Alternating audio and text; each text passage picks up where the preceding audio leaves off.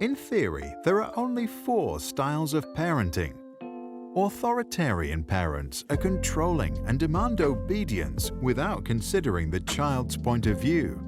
Permissive parents are loving but don't exert any control. There are no rules. Authoritative parents are firm but loving. They encourage independence within limits. Neglecting parents are uninvolved and often uninterested in their own child. Recently, a 5th style was proposed, but we will come back to that later. The styles range from controlling and demanding to complete freedom, and from cold and unresponsive to loving and receptive.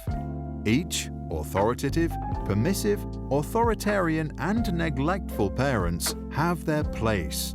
To understand what it means to grow up with parents from each end of the spectrum, we can imagine the lives of 4 children. Sarah's parents are authoritarian. They love their girl, but they believe that strict rules are important to make Sarah become well-behaved and fit into society. If Sarah cries, she's told to stop. If she talks back, she is sent to the corner for time out. If she forgets to take care of her chores around the house, she is not allowed to play with her toys.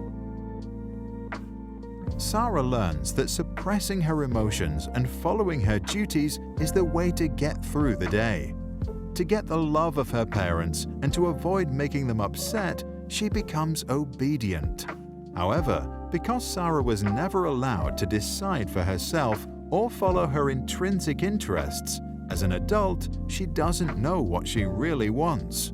She begins living a life that seems perfect to her parents and society, but might leave her unhappy on the inside. Permissive parents, like those of Peter, enjoy their little boys so much that they believe they should fulfill all his wishes, give him full freedom, and never say no. Peter enjoys full control over his parents and gets whatever he wants. If he doesn't want to walk, he'll be carried. If he wants ice cream he gets. If he wants to play games, he'll be playing them all night. Peter grows up completely without borders and does whatever he thinks is right. He never coped with conflict, and he did not learn to control his emotions. The fact that he always got what he wanted made him a bad loser. As he grows older, he often acts inconsiderate and doesn't know his limits. Arthur's authoritative parents respect their child's needs, but believe that kids need freedom within certain limits. Arthur can freely play, but when he's done, he needs to help tidy up. He is allowed to eat ice cream, but only on Sundays. Screen time is limited to 30 minutes a day.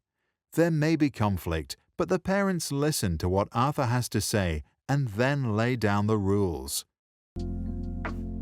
Arthur learns that some things are difficult, but his parents give him all the support he needs to get through it. He develops the strength to endure hardships and to continue following his interests and passions. In class, he bravely expresses his own opinions in an appropriate manner.